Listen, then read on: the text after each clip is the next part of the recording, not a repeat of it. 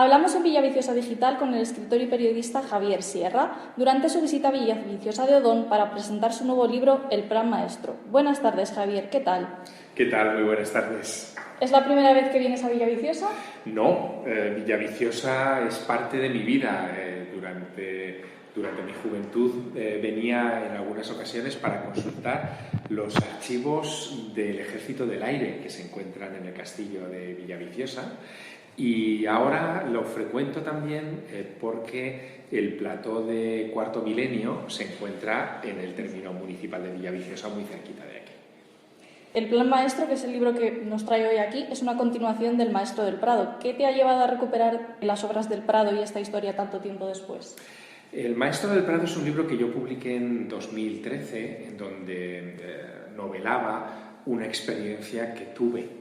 Y es que en 1990, recién llegado a Madrid como estudiante, me encontré en las salas del Museo del Prado con un señor anónimo que, sin yo pedírselo y casi sin que me saludara, empezó a explicarme cómo tenía que leer las obras del museo. No todas, pero sí una selección de ellas.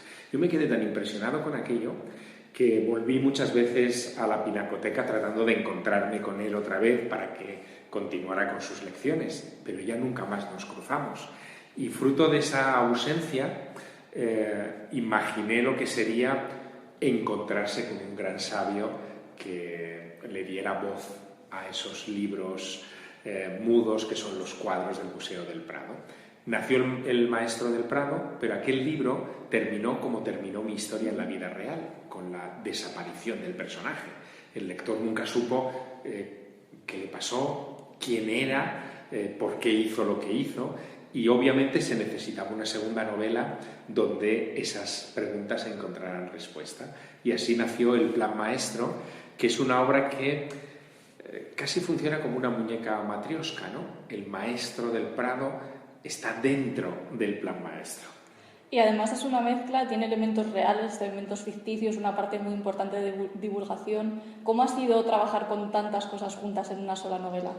A mí me ha resultado muy natural, porque estaba, digamos que, arrancando la historia con algo que conocía muy bien porque me había sucedido.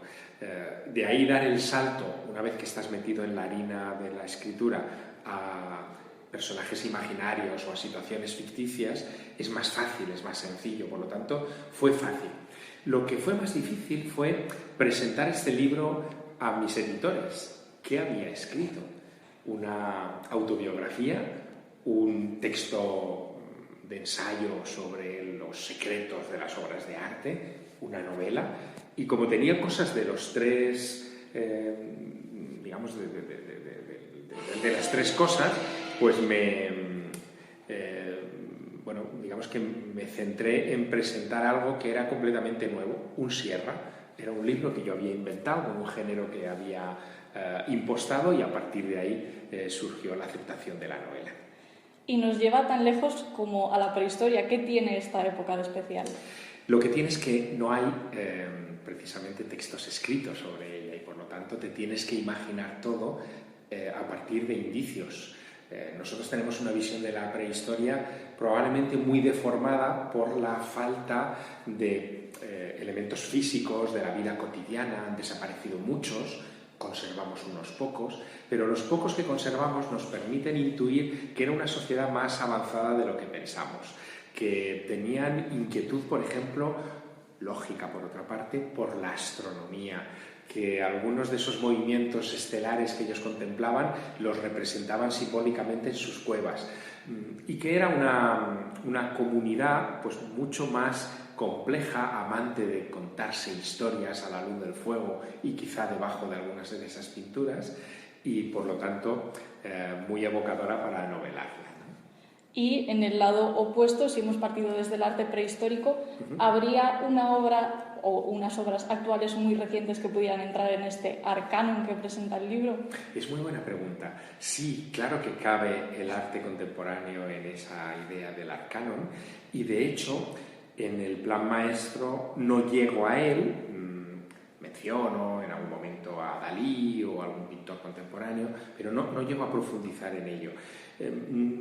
digamos que no he querido guardármelo deliberadamente para una tercera novela, pero sin duda es argumento para una continuación. Así que, quién sabe, a lo mejor Maestro del Prado y El Plan Maestro solo son los primeros libros de una saga. El tiempo lo dirá. Ya fuera del libro, ¿hay alguna otra obra de arte, algún misterio, un hecho histórico sobre que te interese y que no hayas tenido ocasión de tratar en este y en otros libros? Bueno, hay muchos y yo te diría que prácticamente cada día se cruzan por mi retina obras de arte que me están gritando para que investigue sus historias ocultas. En estos días, por ejemplo, se habla mucho de la Marquesa de Santa Cruz de Goya, que el Museo del Prado ha recuperado para la exposición permanente, y es un cuadro que Franco quiso regalar a Hitler porque aparecía algo sobre el laúd de la marquesa que recordaba una esvástica. En realidad no es una esvástica, es una cruz vasca, pero solamente esa conexión de dos dictadores con una obra de Goya, con la posibilidad de regalársela el Estado español al Estado alemán en aquella época convulsa, ya da para un novelón. Esto sería el último de los ejemplos, pero te diría que casi cotidianamente surgen historias delante de mí. Han pasado 10 años desde que te entrevistamos por última vez. Y queríamos preguntarte, en este tiempo, ¿qué es lo que crees que más ha cambiado para ti como escritor o como periodista? Bueno, la edad es algo que a los escritores creo que nos sienta bien. No se puede decir en todos los ámbitos de la vida, ¿no?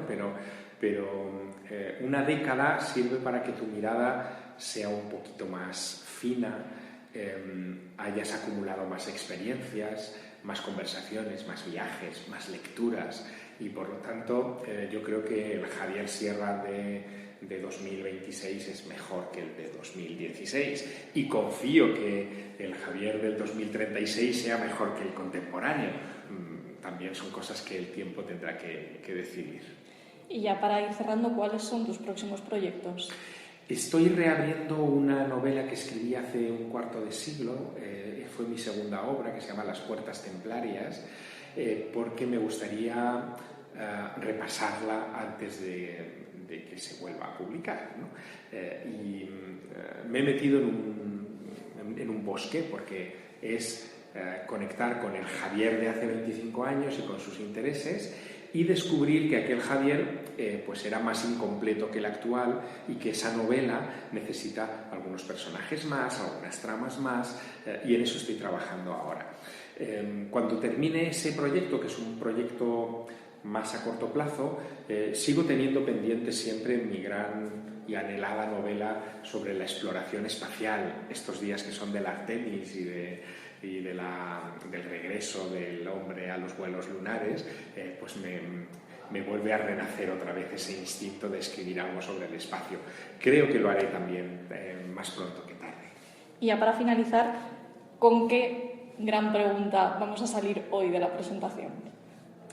Pues la pregunta que se va a quedar en la cabeza de la gente es: ¿tengo yo esa capacidad, esa segunda mirada de encontrar en el arte cosas que no son manifiestas pero están ocultas en él?